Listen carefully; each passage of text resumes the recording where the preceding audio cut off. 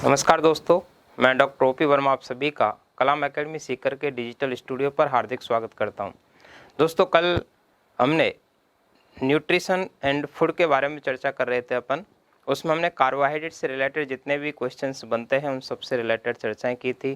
कैसे कैसे क्वेश्चंस वहाँ से आपके एग्जाम में पूछे जा सकते हैं उनसे संबंधित चर्चा की थी। उसी में हम नेक्स्ट अपना पार्ट पढ़ते हैं कि कार्बोहाइड्रेट के बाद अपना जो न्यूट्रिटिव एजेंट आता है वो है वसा। क्योंकि पहला अपन ने लिखा था वो कार्बोहाइड्रेट पढ़ लिया था।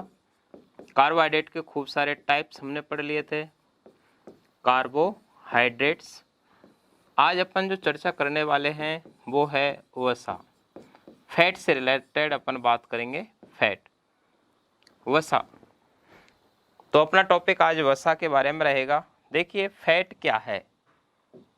वसा वास्तव में दो चीज़ों से मिलकर के बनती है। एक होता है फैटी एसिड प्लस ग्लिसरॉल। यानी फैटी एसिड और ग्लिसरॉल ये दोनों के दोनों आपस में जब मिल जाते हैं तो फैटी एसिड वसीय अम्ल बोलते हैं इन्हें, वसीय अम्ल, और ग्लिसरॉल दोनों के मिलने की वजह से वसा का निर्माण होता है। और हमारे शरीर के अंदर वसा सबसे ज़्यादा ऊर्जा देने वाला एनर्जी सोर्स भी है। मानव शरीर को जो सबसे ज़्यादा एनर्जी प्रोवाइड करता है वो वसा करता है। और वसा के अंदर जो बंध पाए जाते हैं फैट में, वसा में एस्टर बंध पाए जाते हैं। एस्टर बंध पाए जाते हैं। कौन सी बॉन्डिंग होती है इनके अंदर? एस्टर बंध होते हैं, एस्टर बॉन्डिंग होती है। तो ये भी अपने आप में क्वेश्चंस होता है कि एस्टर बंध किस में पाए जाते हैं? कार्बोहाइड्रेट में, वसा में, प्रोटीन में, पानी में। तो आपको प्रश्न आंसर करना है वो फैट के अंदर पाए जाते हैं। जैसे पानी के अंदर हाइड्रोजन बंध पाया जाता है, प्रोटीन के अंदर डाइपेप्टाइड बंध पाए जाते हैं, कार्बोहाइड्रेट के अंदर ग्लाइकोसिडिक लिंकेज पाई जाती है, ग्लाइकोसिडिक बंध पाए जाते हैं। उसी प्रकार फैट के अंदर पाए जाते हैं एस्टर बंध। और हमारे शरीर के अंदर वसा का जो पाचन करता है, वसा का पाचन अपने शरीर के अंदर करता है lipase enzyme. Very important questions बनता है ये, लाइपेज एंजाइम।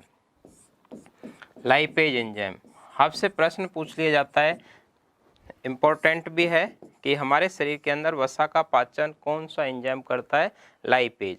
जैसे कल अपन ने जब पढ़ा था तो हमने लिखा कि स्टार्च जो का पाचन अपनी बॉडी के अंदर एमाइलेज एंजाइम करता है, या टाइलिन एंजाइम जो लार के अंदर पाया जाता है।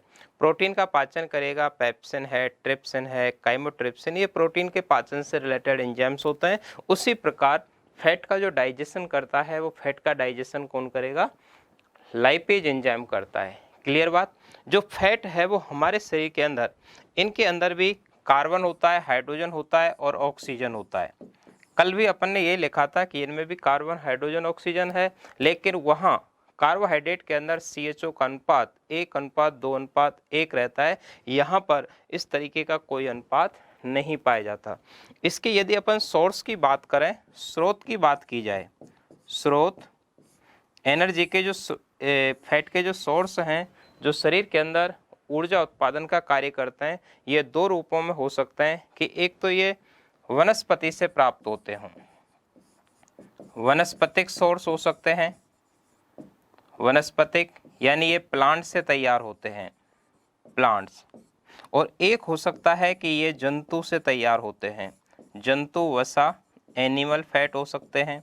क्योंकि कुछ एनिमल्स भी होते हैं उनके शरीर के अंदर भी एक्स्ट्रा फैट पाई जाती है। जैसे कि यहाँ वसा की बात करें जो प्लांट से तैयार होती है, सरसों हो सकती है, सरसों, क्योंकि सरसों का जो तेल है वो तेल है, तो तेल किसका उदाहरण होता है? ये फैट का ही होता है। तेल जमता नहीं है इसलिए इसे तेल कहते हैं। और यदि जिनमें जमने की प्रवृत्ति होती है तब उन्हें अपन घी के नाम से जानते हैं, वसा के नाम से जाना जाता है। ऐसे ही मूंगफली हो सकती है, मूंगफली। ऐसे ही नारियल हो सकता है, नारियल, क्योंकि नारियल का भी तेल होता है। ऐसे ही अलसी हो सकता है, अलसी, अलसी हो सकता है। अलसी अलसी जो होता है उसके लिए खास प्रश्न पूछा जाता है। अलसी के अंदर ओमेगा 3, अलसी के अंदर ओमेगा 3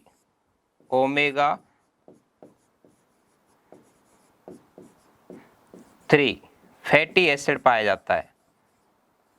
ओमेगा 3 फैटी एसिड पाया जाता है। इसका जो तेल है उसके अंदर क्या पाया जाएगा? Omega 3 fatty acid. तो ओमेगा 3 जो फैटी एसिड है वो किसके तेल के अंदर पाया जाता है? अलसी के तेल के अंदर पाया जाता है। वेरी इंपॉर्टेंट क्वेश्चन है और ये आपका जो क्वेश्चन है ये आरएस के एग्जाम के अंदर 2 बार पूछा हुआ है। पूछने का एक तरीका था, सिंपल ही था कि ओमेगा 3 फैटी एसिड किसके बीजों में होता है? तो अलसी के बीजों में होता है। और ओमेगा 3 फैटी एसिड हमारी बॉडी के अंदर ये वास्तव में जो आर्टरी वेन्स होते हैं उनके अंदर कोलेस्ट्रॉल को कम करने का काम करता है। अर्थात जो ब्लड वेसल्स होते हैं उनके अंदर फैट के जमाव को रोकने का काम करता है, अर्थात हार्ट अटैक की संभावना को कम करने का काम करता है। इसलिए जिसके अंदर किसी में हार्ट से रिलेटेड कोई डिजीज है या किसी के अंदर थ्रोम्बस हुआ है, ब्लड का क्लॉट बना है, या किसी के अंदर जो आर्टरी वेन्स हैं उनके अंदर कोई ब्लॉकेज है, तो उसको अलसी का तेल खाने की सलाह दी जाती है, क्योंकि उसके अंदर ओमेगा 3 फैटी एसिड पाए जाते हैं। और ओमेगा 3 फैटी एसिड का काम होता है ब्लड वेसल्स के अंदर फैट के एक्स्ट्रा जमाव को रोकना। ये वास्तव में लिनोलेनिक एसिड भी हो सकता है। कभी कभी आपको ये भी बोल देते हैं कि जो ओमेगा 3 है, ये ओमेगा 3 है क्या चीज? तो ओमेगा 3 फैटी एसिड जो होता है वसीय अम्ल, ये क्या है? एल्फा लिनोलेनिक एसिड होता है। एल्फा लिनोलेनिक एसिड ही होता है। एल्फा लिनोलेनिक एसिड का ही उदाहरण होता है ओमेगा 3 फैटी एसिड। एक ही बात है, यदि आपको ओमेगा 3 फैटी एसिड नहीं दे रखा है तो आप अल्फा लिनोलेनिक एसिड पर भी टिक कर सकते हैं। यह हमारी बॉडी के अंदर इसेंशियल फैटी एसिड का एग्जाम्पल होता है, अनिवार्य फैटी एसिड। क्लियर बात? तो ये सरसों है, मूंगफली है, नारियल है, अलसी है, इनसे ये तैयार किया जाता है। या फिर बाकी की चीज़ें आप जानते हैं कि अखरोट हो सकता है, बादाम हो सकता है, सूरजमुखी का तेल हो सकता है, इन सब के अंदर पाया जाता है। दूसरे देखते हैं अपन एनिमल्स। कुछ एक विशेष प्रकार के एनिमल्स के जो प्रोडक्ट होते हैं उनके अंदर, जैसे कि दूध, तो दूध के अंदर भी फैट होता है, अर्थात घी की मात्रा पाई जाती है। अंडे के अंदर भी होता है, अंडे के अंदर फैट की मात्रा होती है। और अंडे के अंदर जो फैट होती है उसको बोलते हैं फॉस्फोलिपिड। कौन सी फैट पाई जाती है इसमें? फॉस्फोलिपिड पाया जाता है। अंडे के अंदर फॉस्फोलिपिड की मात्रा होती है। अंडे में देखा होगा, अंडे के एकदम सेंटर पार्ट के अंदर पीला पीला पदार्थ होता है जिसे हम योक कहते हैं, पीतक कहते हैं। उस योक के पीलेपन का कारण होता है ये फॉस्फोलिपिड। तो फॉस्फोलिपिड क्या है? ये फैट होती है, अर्थात वसा होती है। या ये मांस के अंदर पाया जाता है, मीट के अंदर भी पाया जाता है, मीट के अंदर, या ये मछली के अंदर होता है, मछली के अंदर होता है, या ये हाथी के अंदर होता है, हाथी के अंदर एक्स्ट्रा फैट होती है। ब्लू व्हेल और हाथी, यहाँ से रिलेटेड एक अलग क्वेश्चन भी बनता है जिसे अपन आगे चलकर लिख लेंगे। तो ये कुछ एग्जाम्पल मैंने लिखे हैं जो इसके सोर्स के रूप में होते हैं। तो ये वनस्पति से भी तैयार होती है, जैसे सूरजमुखी से होती है, अलसी से होती है, बादाम से होती है, अखरोट से होती है, मूंगफली से होती है, तिलहन से होती है। तिलहन, तिलहन, तिलहन के द्वारा होती है। ये सारे के सारे स्पेशली आपको अलसी के बीजों से ये ओमेगा 3 फैटी एसिड होता है। और ओमेगा 3 फैटी एसिड का काम क्या होता है कि हमारी जो ब्लड वेसल्स होती हैं, रक्त वाहिकाएं होती हैं, ब्लड वेसल्स, उस ब्लड वेसल्स में वसा के जमाव को रोकना, वसा के जमाव को रोकने का काम करता है। तो ये फैट के जमाव को रोकने का काम करता है। वेरी इंपॉर्टेंट क्वेश्चंस है ये, जो आपको सबको याद रखना चाहिए। नेक्स्ट देखते हैं कि जो ब्लू व्हेल है, ब्लू व्हेल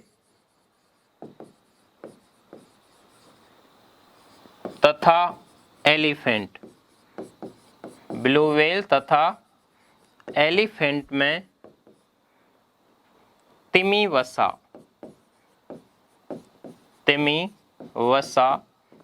तिमी वसा को बोलते हैं ब्लबर, ब्लबर पाया जाता है या पाई जाती है।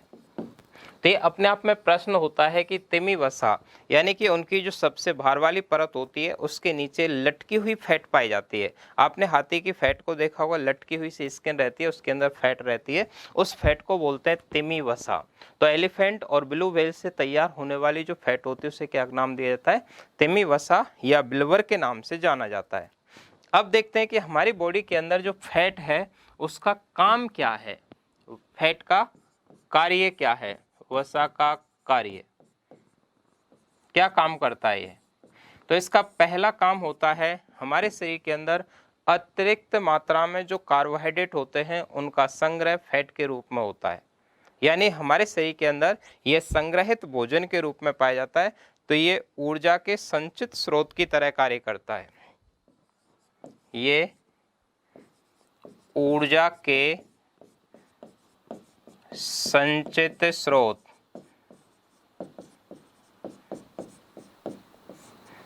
स्टोरेज एनर्जी सोर्स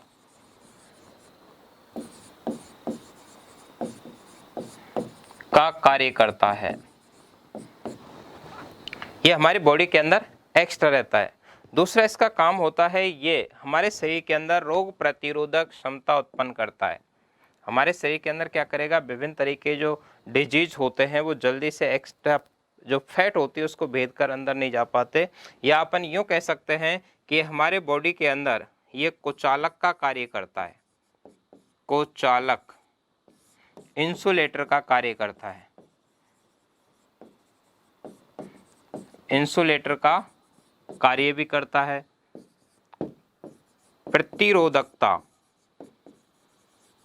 प्रतिरोधकता रेसिस्टेंस पावर प्रदान करता है। तो रेसिस्टेंस पावर भी बॉडी के अंदर इसकी वजह से होती है, अर्थात ये हमारे शरीर के अंदर ये बाहर ये जो अटैक होते हैं तो उनको एब्जॉर्ब करने में काम करता है। ये कुशन लाइक स्ट्रक्चर के रूप में गद्दी के समान कार्य करने का काम करता है। तो ये कुछ होते हैं, अर्थात ये मांसपेशियों के अंदर सुरक्षा से रिलेटेड भी होता है। मांसपेशियों में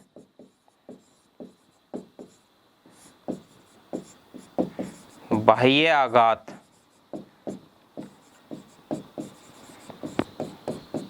एक्सटर्नल शॉक से सुरक्षा करता है। तो ये इसके कुछ काम होता है। काम तो इससे खास पूछे नहीं जाते एग्जाम के अंदर। तो ये कुछ मेन फंक्शन है ये संचित ऊर्जा के रूप में। देखिए इसका मतलब क्या है संचित ऊर्जा का, मैं यहाँ पर लिख देता हूँ। होता यह है कि हमारे शरीर के अंदर जो जितनी भी शर्कराएं वगैरह अपन खाते हैं, मीठी चीज़ें खाते हैं, तो अपनी बॉडी को सबसे ज़्यादा ऊर्जा तो देता है फैट, लेकिन तुरंत ऊर्जा देने का काम करता है कार्बोहाइड्रेट करता है, अर्थात शर्कराएं करती हैं। और अपनी बॉडी के अंदर जब शर्कराएं अपन खाते हैं, मीठी चीज़ें खाते हैं, तो ये जो शुगर होती हैं ये बॉडी के अंदर जैसे ही पहुंचती हैं तो ये कन्वर्ट हो जाती हैं फैट के अंदर। ये शरीर में पहुंचकर किस में कन्वर्ट हो जाती हैं? फैट के अंदर कन्वर्ट हो जाती हैं। और जब ऐसा चेंज होता है, इस तरीके का जब चेंज होता है, तब इस चेंज का नाम होता है लाइपोजीनेसिस। क्या कहते हैं इस क्रिया को? लाइपोजीनेसिस। और लाइपोजीनेसिस का मतलब क्या है कि यदि अपन मीठी चीज़ें ज़्यादा खाते हैं तो हमारे बॉडी के अंदर पहुंचकर ये मीठे मीठे पदार्थ अर्थात शुगर जो होती हैं ये फैट में कन्वर्ट हो जाती हैं। इसीलिए जो लोग ज़्यादा मोटे होते हैं उनको मीठी चीज़ें कम खाने की सलाह दी जाती है, क्योंकि जैसे पहले से ही उनके अंदर फैटी है और बाद में यदि और ज़्यादा मीठा खाते जाता है तो वो सारे की सारी जो मिठाई होती है वो उसके अंदर फैट में कन्वर्ट होगी। इस क्रिया को बोलते हैं लाइपोजीनेसिस। जब हमारे शरीर के अंदर कार्बोहाइड्रेट की कमी हो जाती है या शुगर की कमी हो जाती है तो ये जो लाइपोजीनेसिस है ये बंद हो जाता है और वो फैट वापस से शुगर में कन्वर्ट हो जाती है, वापस से एनर्जी देने लग जाती है, क्योंकि जो फैट है वो किस में कन्वर्ट होगी? शुगर में। शुगर यानी कि यहाँ पर हमारे शरीर के अंदर एनर्जी का देने का जो काम करता है वो ग्लूकोज करता है। इस क्रिया को बोलते हैं लाइपोलाइसिस। इस क्रिया को क्या कहा जाता है? लाइपोलाइसिस। तो दोनों प्रोसेस चलते रहते हैं। लाइपोलाइसिस की क्रिया कहते, तो लाइपोलाइसिस का मतलब क्या हुआ? फैट से शुगर के निर्माण की क्रिया। और लाइपोजेनेसिस का मतलब क्या हुआ? शुगर से फैट के निर्माण की क्रिया। और ये जो दोनों चेंज होते हैं हमारे शरीर के अंदर जिस ऑर्गन में होते हैं वो है लीवर। इस तरीके के चेंज हमारे शरीर के कौन से अंग में होता है? लीवर। तो लीवर का काम होता है हमारे शरीर में जब शुगर है तो उसे फैट में कन्वर्ट कर देना, और जब एनर्जी की कमी होती है, शर्कराएं कम होने लग जाती हैं, तो जो फैट होती है उसे शुगर में कन्वर्ट कर देना। इस तरीके के जो लाइपोजीनेसिस और लाइपोलाइसिस हैं, ये दोनों प्रोसेस कहाँ पर होंगे? लीवर के अंदर। इसीलिए लीवर को हमारी बॉडी का एक लेबोरेटरी कहा जाता है। तो लेबोरेटरी ऑफ ह्यूमन बॉडी किसे कहा जाता है? लीवर को कहा जाता है। बहुत ही शानदार प्रश्न यहाँ से बनता है। नेक्स्ट चलते हैं, जो फैट है उसमें अपने कुछ फैट आपने नॉर्मली देख रखे हैं कि हमारे शरीर के अंदर फॉस्फोलिपिड होता है। तो मैं यहाँ पर लिखें कि जो फॉस्फोलिपिड है, ये फॉस्फोलिपिड सेल के अंदर पाया जाता है। फॉस्फोलिपिड सेल मेम्ब्रेन में पाया जाता है। सेल मेम्ब्रेन में भी पाया जाता है। ऐसे ही स्फिंगोमाइलिन एक होता है, स्फिंगोमाइलिन। और ये स्फिंगोमाइलिन है, ये हमारे न्यूरॉन्स में एक्सोन के चारों ओर माइलिन शीथ बनाता है। माइलिन शीथ बनाता है, एक माइलिन आच्छद पाई जाती है। माइलिन आच्छद। अपन जब न्यूरॉन्स की स्ट्रक्चर पढ़ते हैं तो न्यूरॉन्स की स्ट्रक्चर आपने सबने देखी हुई होगी। इस तरीके की न्यूरॉन की स्ट्रक्चर होती है, और उसके अंदर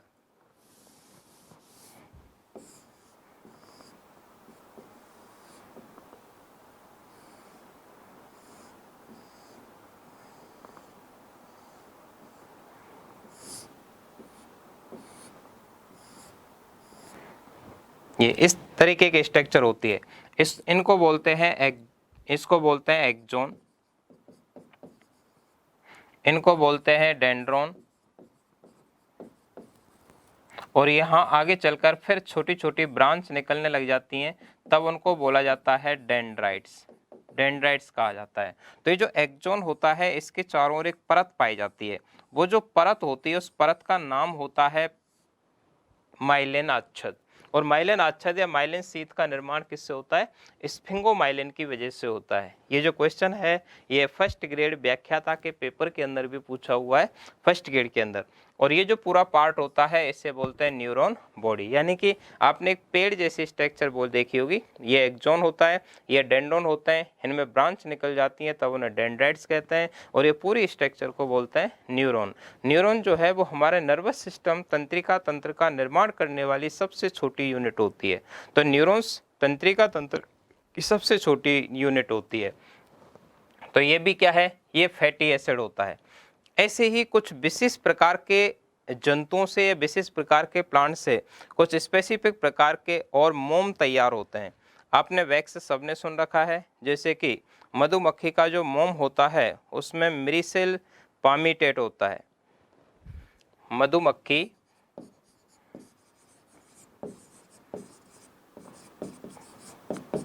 के मोम में मुख्यतया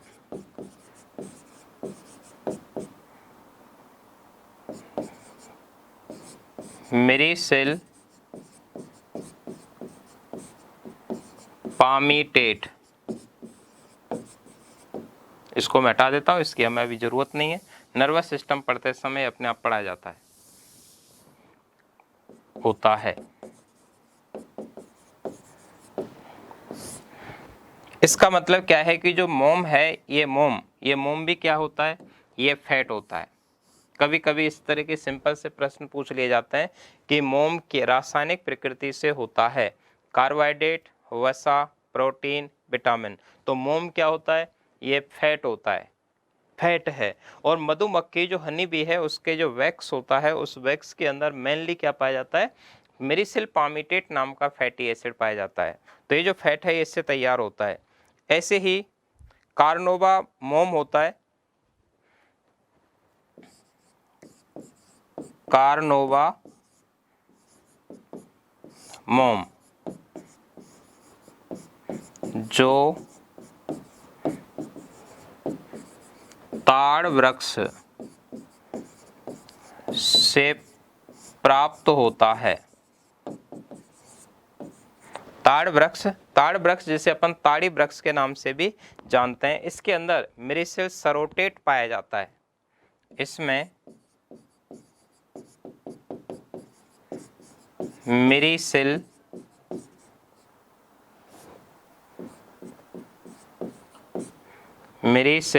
सरोटेट पाया जाता है।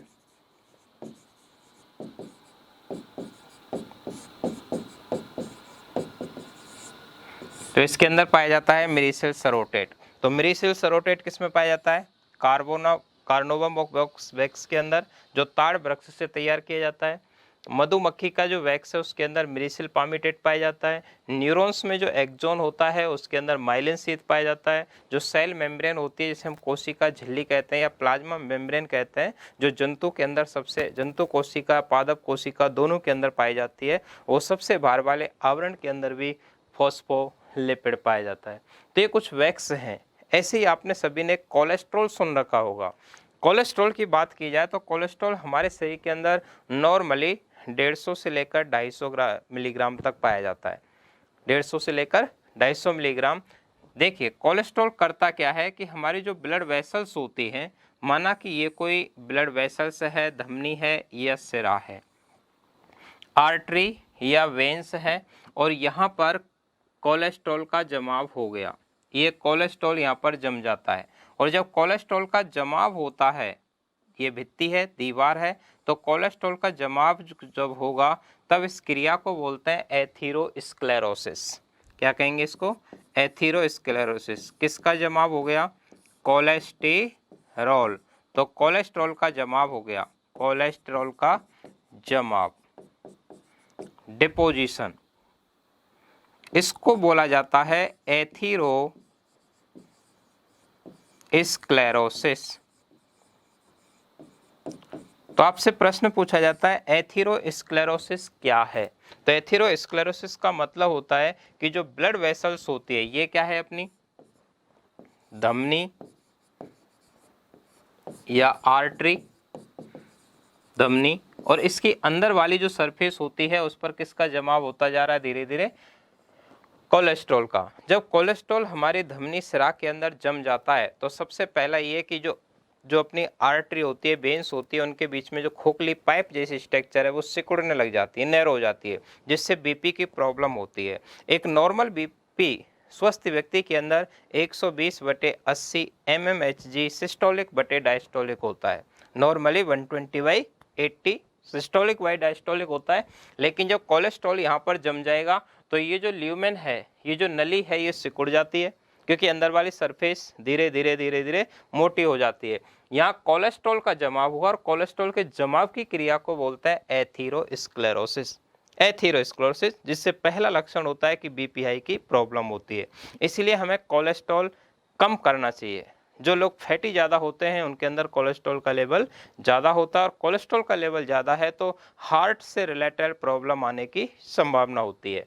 ऐसे ही कभी कभी माना कि ये अपनी ब्लड वेसल्स है, वही ब्लड वेसल्स है, इसके अंदर कैल्शियम का जमाव हो जाता है। इसमें किसका जमाव हो गया, कैल्शियम का। यहाँ पर कोलेस्ट्रॉल जमा था और यहाँ पर जम गया कैल्शियम, कैल्शियम का जमाव।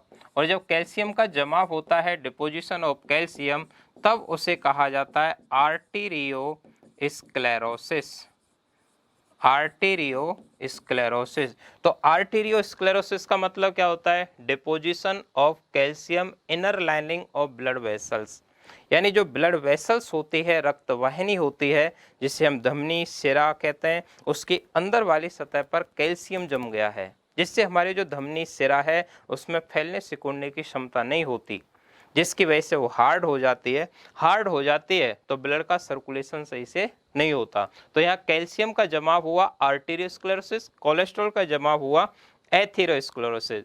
कभी कभी क्या होता है कि हमारी जो ब्लड वेसल्स होती हैं, ब्लड वेसल्स वही ये धमनी सिरा, उनके अंदर एक ही जगह पर ब्लड का क्लॉट बन जाता है। एक ही जगह पर अचानक ब्लड का क्या बन गया?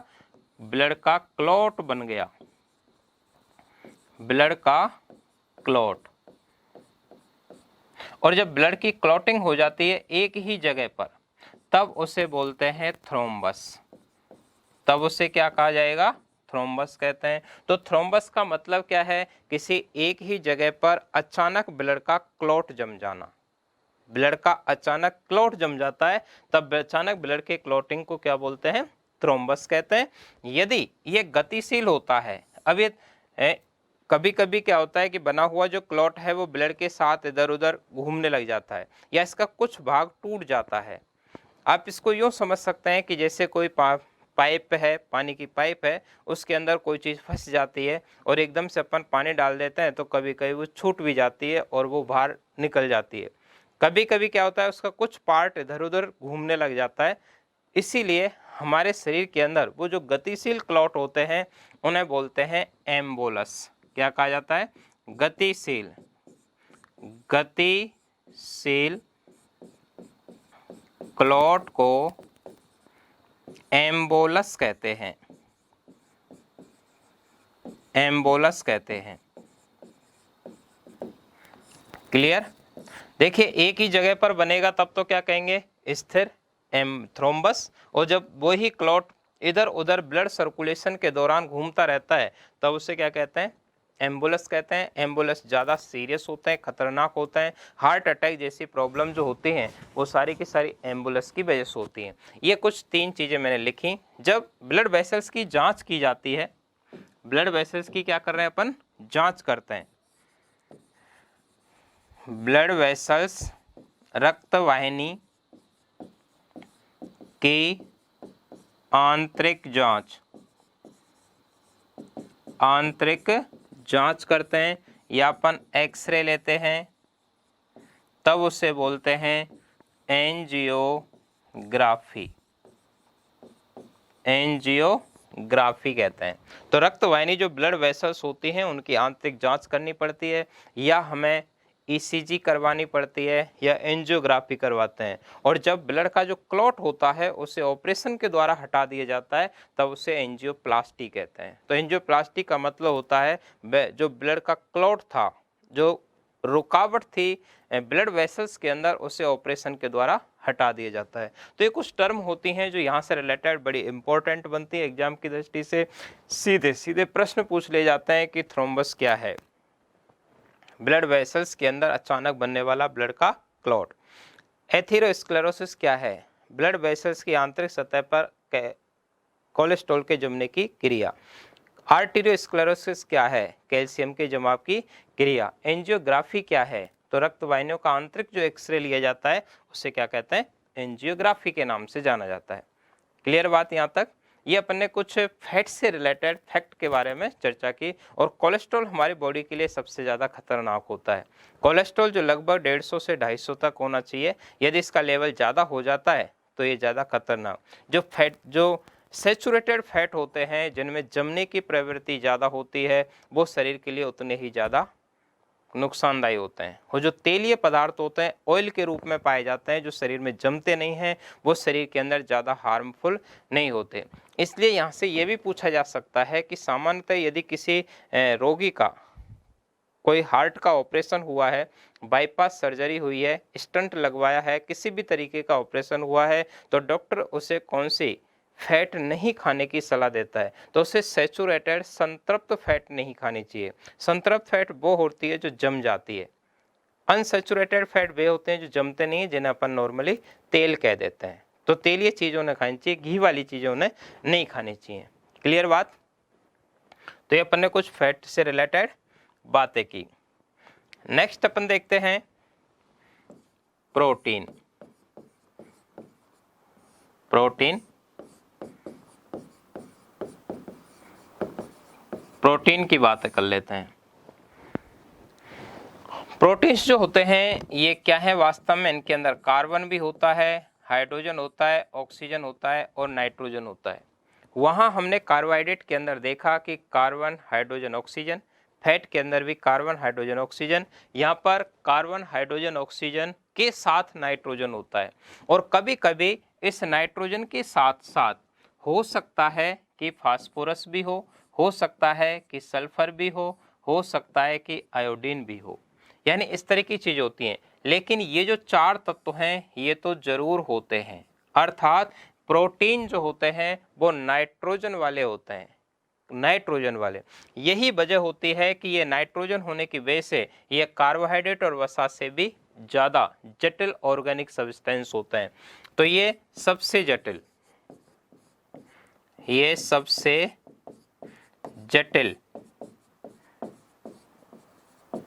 ऑर्गेनिक कंपाउंड हैं, सबसे जटिल यौगिक होते हैं, सबसे जटिल ऑर्गेनिक कंपाउंड होते हैं। इनमें डाईपेप्टाइड बंध पाए जाते हैं। इनमें कौन से बंध पाए जाते हैं? डाईपेप्टाइड बॉन्ड पाए जाते हैं, बंध पाए जाते हैं। वहाँ पर आपने पाए जाते हैं, वहाँ पर आपने लिखा था कि जो फैट होते हैं उनके अंदर एस्टर बॉन्ड पाए जाते हैं। फैट के अंदर कौन से होते हैं? एस्टर, या इनके अंदर क्या पाया जाता है? डाईपेप्टाइड। ये सबसे जटिल होते हैं। इनसे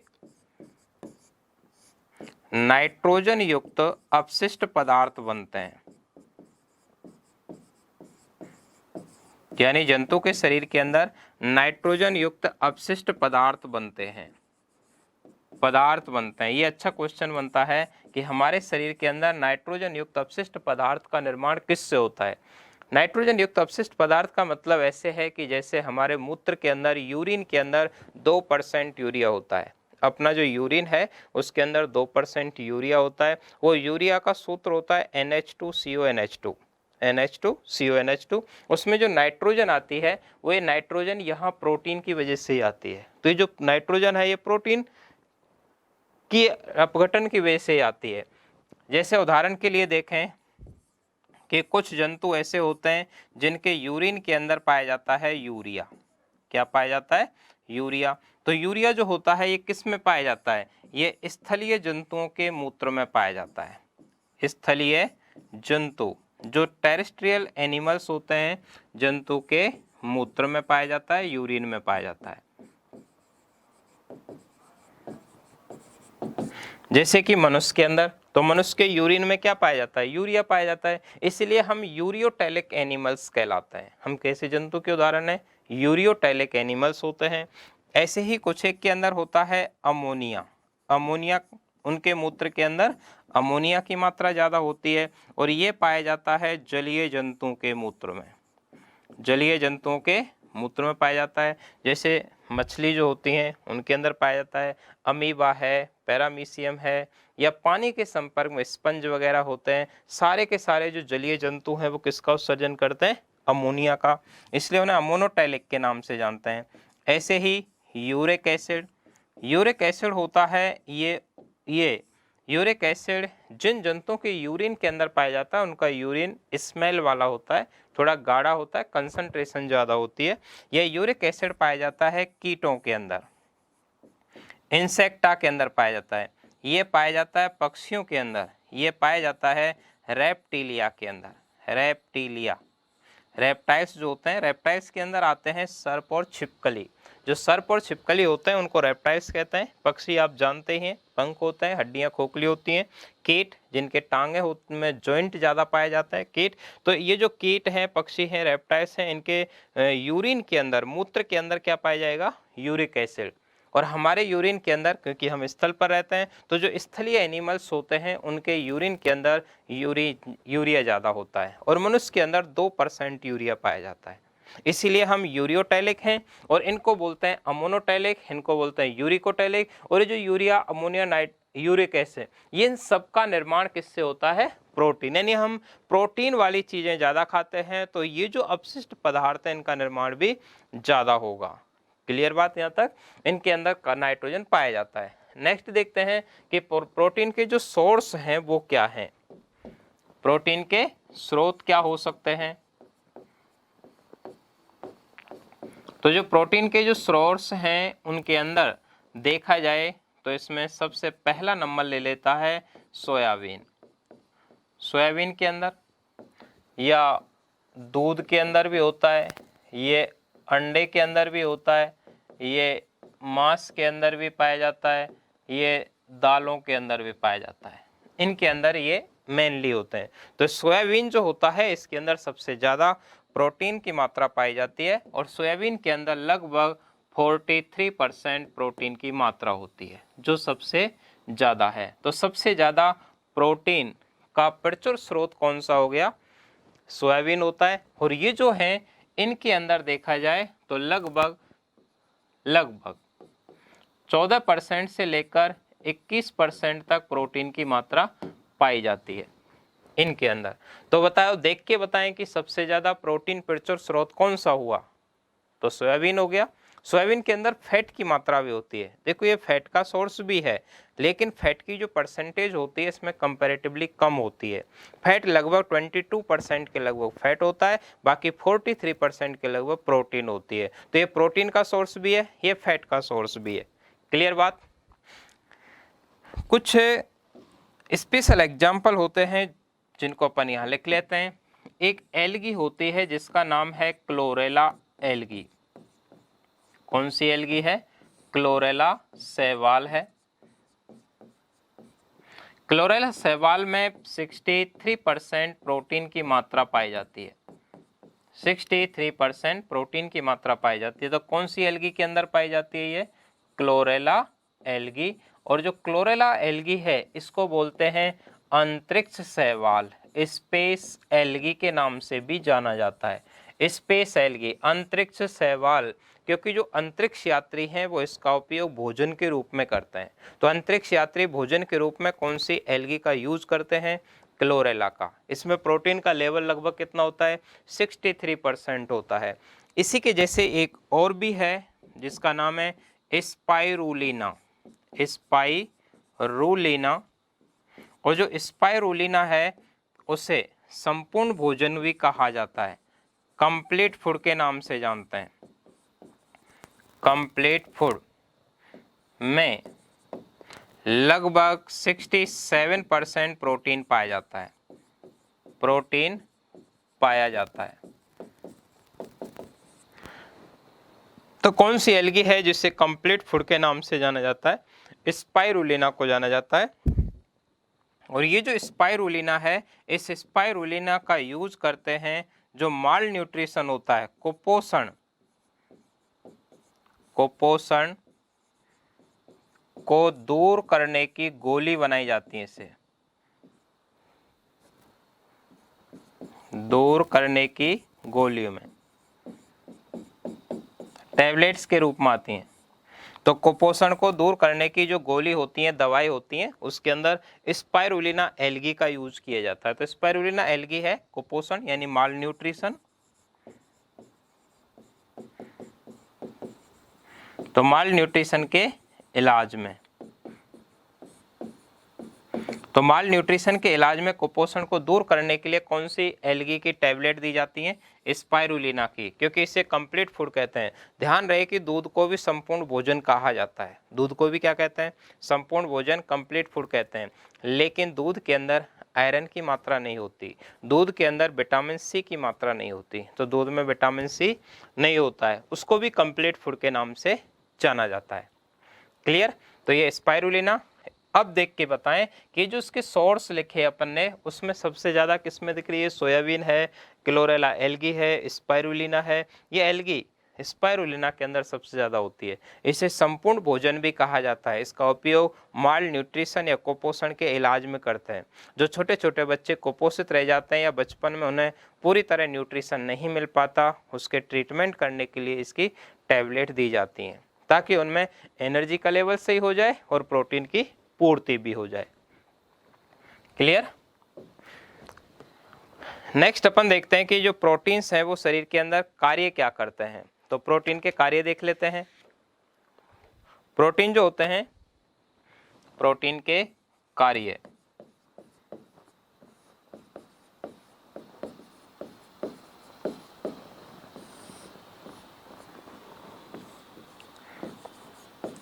ये शरीर की वृद्धि करवाते हैं, विकास करवाते हैं और मरम्मत करवाते हैं। वृद्धि, विकास, मरम्मत में सहयोग करते हैं।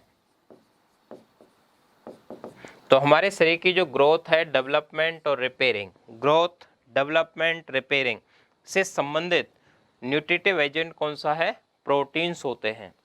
ये जो प्रोटीन्स होते हैं ये हमारे शरीर के अंदर एंजाइम के रूप में काम करते हैं, एंजाइम के रूप में कार्य करते हैं। एंजाइम के रूप में भी इनका रोल होता है। एंजाइम का मतलब होता है कि कुछ एक ऐसे फैक्टर्स होते हैं जो हमारी बॉडी के अंदर जो मेटाबॉलिक रिएक्शंस होती हैं उनकी रेट को बढ़ा देते हैं, जिनकी वजह से हमारा पूरा मेटाबॉलिक सिस्टम काम करता है, पाचन की क्रिया होती है। क्योंकि पाचन, जैसे लार के अंदर टाइलिन एंजाइम है, तो एंजाइम किसका बना होता है? प्रोटीन का बना होता है। अधिकांश जो एंजाइम्स होते हैं वो प्रोटीन के ही बने हुए होते हैं। कुछ एक अपवादों को हटा दिए जाए तो ऐसे पेप्सिन एंजाइम है, प्रोटीन का पाचन करेगा। लाइपेज एंजाइम है, फैट का पाचन करेगा। तो ये जो एंजाइम्स होते हैं ये किसके बने होते हैं? प्रोटीन। तो ये एंजाइम्स के रूप में भी काम करता है। ये कुछ एंजाइम्स, कुछ प्रोटीन्स ऐसे होते हैं जो वंशागति में भी भाग लेते हैं। वंशागति, हेरिडिटी, एक पीढ़ी से हेरिडिटी में भी सहायक होते हैं, जैसे हिस्टोन प्रोटीन, जैसे हिस्टोन प्रोटीन। ये जो हिस्टोन प्रोटीन है ये हमारे गुणसूत्र में पाई जाती है। किस में पाई जाती है दोस्तों? ये गुणसूत्र में, गुणसूत्र में पाई जाती है। तो अपना जो क्रोमोसोम होता है उस क्रोमोसोम के अंदर कौन सी प्रोटीन पाई जाती है? हिस्टोन प्रोटीन पाई जाती है। और गुणसूत्र जो क्रोमोसोम 46 हैं उनके अंदर 60% प्रोटीन होती है, हिस्टोन प्रोटीन। इसलिए हिस्टोन प्रोटीन नहीं होगा तो हेरिडिटी भी नहीं हो पाएगी, वंशागति नहीं हो पाती। तो इनका वंशागति से भी संबंध होता है। कुछ एक विशेष प्रकार के पिगमेंट्स के रूप में भी हो सकती है। ऐसे ही हीमोग्लोबिन, हीमोग्लोबिन के संश्लेषण में, हीमोग्लोबिन भी क्या है? एक प्रोटीन होती है। और जो हीमोग्लोबिन होता है, ऐसे ही क्लोरोफिल है, क्लोरोफिल, एक होता है हीमोसाइनिन, हीमोसाइनिन। ये जो हीमोसाइनिन है ये हीमोसाइनिन होता है नीला, नीला। इसके अंदर कॉपर धातु पाई जाती है। कौन सी धातु मिलती है इसमें? कॉपर धातु पाई जाती है इसके अंदर। और क्लोरोफिल होता है, ये आप जानते हैं, ये हरा होता है। इसके अंदर मैग्नीशियम धातु पाई जाती है, मैग्नीशियम धातु पाई जाती है। तो इसमें मैग्नीशियम धातु मिलेगी। और जो हीमोग्लोबिन है उस हीमोग्लोबिन के अंदर जो धातु पाई जाती है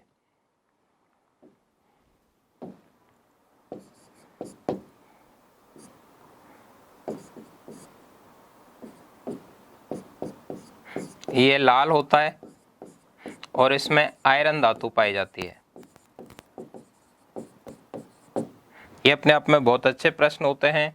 और ये जितने भी मैंने यहाँ पर एग्जाम्पल लिखे हैं ये सारे के सारे जो प्रोटीन हैं इनको बोलते हैं क्रोमोप्रोटीन। कौन से प्रोटीन कहा जाता है इनको? क्रोमोप्रोटीन्स के नाम से जाना जाता है। क्रोमोप्रोटीन वे होते हैं जो शरीर के अंदर रंग प्रदान करते हैं, क्रोमोप्रोटीन।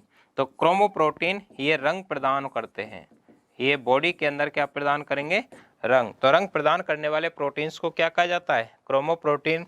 जैसे हीमोसाइनिन नीले कलर का होता है, क्लोरोफिल हरे रंग का होता है, हीमोग्लोबिन लाल रंग का होता है, आयरन धातु पाई जाती है।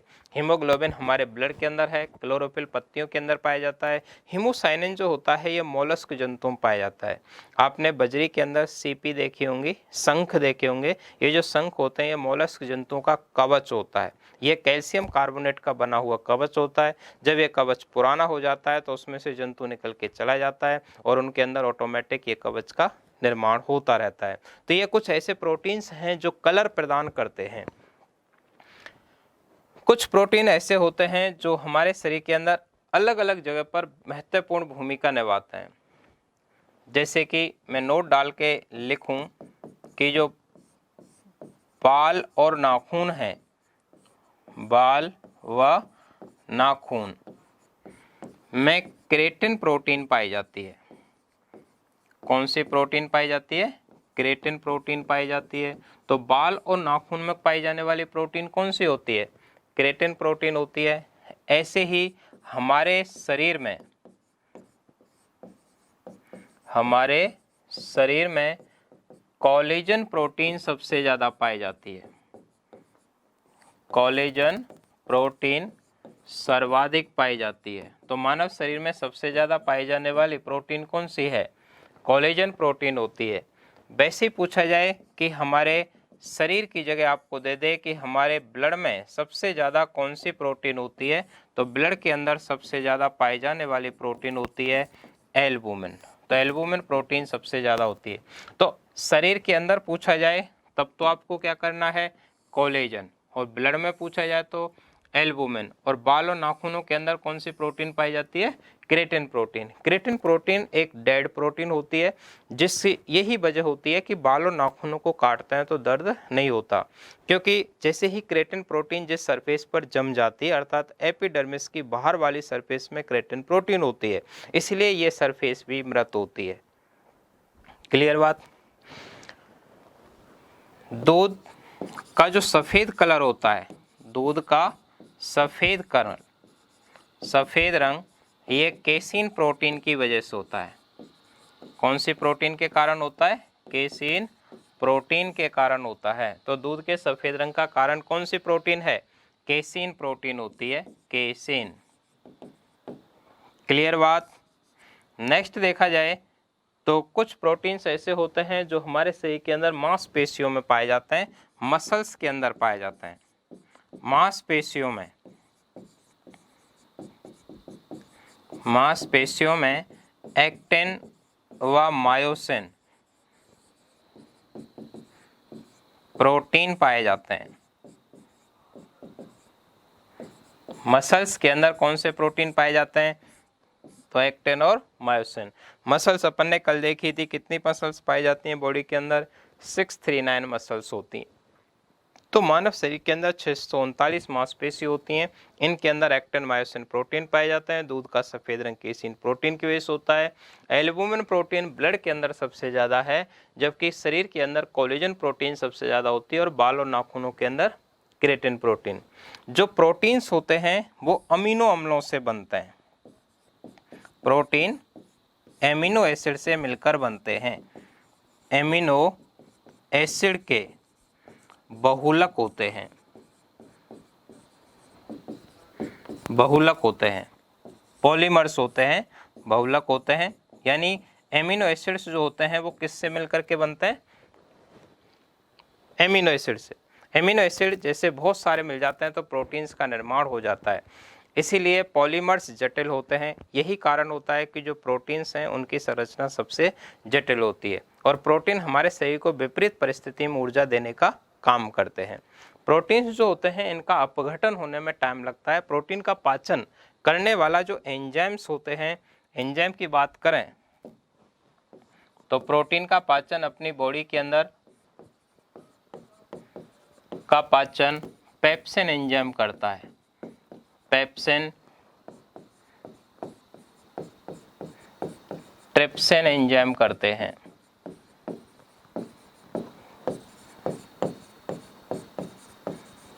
तो प्रोटीन का पाचन करने वाला एंजाइम कौन सा है? पेप्सिन है, ट्रिप्सिन है, ये मेन होते हैं। बाकी काइमोट्रिप्सिन, एंटीरोट्रिप्सिन और भी होते हैं। तो आपको याद रखना है कि वसा का पाचन करता है लाइपेज, प्रोटीन का पाचन करता है पेप्सिन।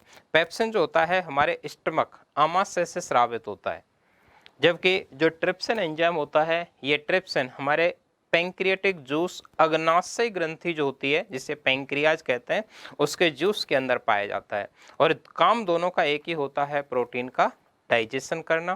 प्रोटीन से यदि की कमी हो जाती है तो प्रोटीन की कमी की वजह से जो डिजीज होते हैं उन्हें अपन देख लेते हैं।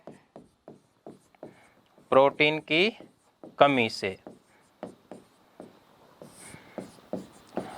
जो डिजीज होते हैं वो दो रोग हैं। एक होता है क्वासी और कोर,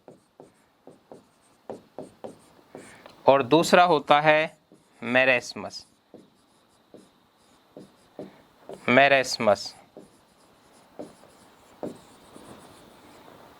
तो मेरेस्मस और क्वासी और कोर डिजीज हो जाते हैं।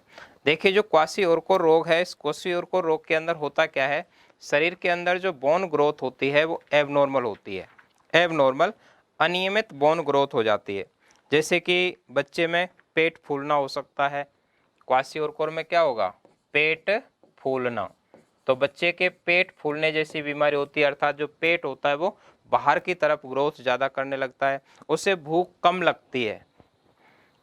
भूख क्या लगेगी? भूख कम लगती है। चिड़चिड़ापन होता है। तो ये ऐसे कुछ लक्षण होते हैं। तो पेट फूलना, भूख कम लगना, चिड़चिड़ापन, क्वासियोरकोर होते हैं। एबनॉर्मल बॉडी की ग्रोथ होने लग जाती है। स्किन हल्की पीली होती है। त्वचा कैसी हो जाती है? स्किन हल्की पीली तथा धब्बेदार होती है, स्पॉटेड स्किन होती है। ये इसके कुछ मेन लक्षण होते हैं। ये जो मेरेस्मस है इसको बोलते हैं सूखा रोग। इसी को क्या बोलते हैं? सूखा रोग भी कहा जाता है। नाम से पता चल रहा है कि इसमें जो बच्चा होता है उसके अंदर फैट का डिपोजिशन नहीं हो पाता, अर्थात उसके अंदर एनर्जी का लेवल कम होता है। एनर्जी का लेवल कम होने की वजह से एकदम दुबला पतला बच्चा बनता है। तो एकदम बच्चा दुबला पतला सा होता है। आंखें अंदर की तरफ धसी हुई होती हैं, उनमें कोई चमक वगैरह नहीं होती। ये किसकी कमी की वजह से हो रहे हैं? प्रोटीन की कमी की वजह से होते हैं। इसीलिए कुपोषण से बचने के लिए प्रोटीन प्रचुर चीज़ें बच्चों को ज़्यादा खिलाई जाती हैं, क्योंकि अर्ली एज में बॉडी की ग्रोथ होती है, और ग्रोथ है, डेवलपमेंट है, बॉडी की रिपेयरिंग होती है। ये सारी की सारी ऊतक अंगों की ग्रोथ के लिए हमें प्रोटीन की सबसे ज़्यादा रिक्वायरमेंट होती है। तो प्रोटीन प्रचुर चीज़ें बच्चों के लिए ज़्यादा फायदेमंद होती हैं। ये अपन ने वसा, फैट और प्रोटीन से रिलेटेड चर्चाएं की। यहाँ से आगे की बातें अपन फिर नेक्स्ट क्लास में करेंगे। Thanks to all. मिलेंगे नेक्स्ट क्लास में।